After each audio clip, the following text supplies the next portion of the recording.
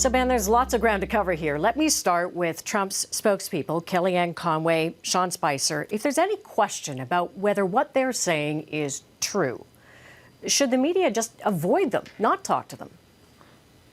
I think that's a good question. I mean, my personal preference would be to talk to people like Kellyanne Conway and Sean Spicer, because in many cases, they are delivering accurate information about what the president is thinking.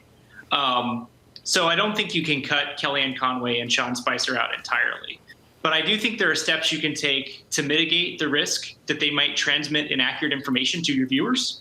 For example, instead of taking the entire press briefing live, maybe you record it and then fact check it later and play it later. Or maybe you put a chyron underneath the briefing live, to fact check and give instances of when information is inaccurate.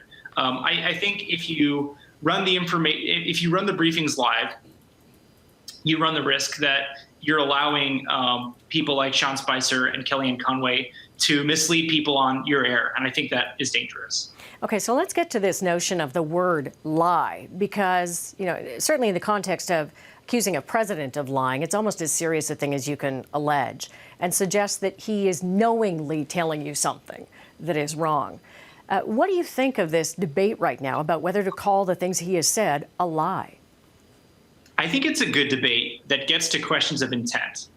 I personally would not use the word lie to describe mistruths or misstatements made by the likes of Donald Trump and his advisors, because lie to me gets to questions of intent. If somebody is knowingly misleading somebody, then they're lying. But if they're saying something that they truly believe to be true and it's false, then they're just sort of committing an error. Now, I think as journalists, we have to be careful the way we frame these things, because the word lie is an explosive one, and we have people that listen to us on both the left and the right. And I feel like using that word gives people who may not agree with with our assessment of the intent of those statements an excuse to tune us out. So I would prefer not to use lie, and I encourage other people who are sort of figuring out how to describe these terms, I would encourage them to not use the word lie either. Does the seriousness of the, let's call it untruth, matter? I mean, on the one hand, you've got something that's arguably a benign point. How many people were in the mall to watch the inauguration versus an allegation that somewhere between 3 and 5 million people illegally cast votes, for which so far there's been no presented proof. I mean, what do you call that? I think it does matter. I think you had really savvy reporters in the briefing room saying, well, if 2 to 3 million people voted illegally, why is Donald Trump not ordering a huge investigation? Which he now says he is. Right.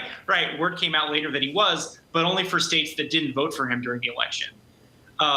So I think the magnitude of the misstatement does matter, but I don't think the magnitude matters when you're describing whether or not to call it a lie. I think the magnitude of the misstatement matters when you're trying to figure out how much time or how many inches to allocate coverage in terms of what you broadcast over the air or what appears in your newspaper. I wouldn't necessarily say, because the magnitude of the lie doesn't get to questions of intent. We would have to know that Donald Trump intentionally misled people to call it a lie. Do you think things are going to mellow out, that there will be a smoother relationship between the president and the press, or is it going to be as it's been for the last few days?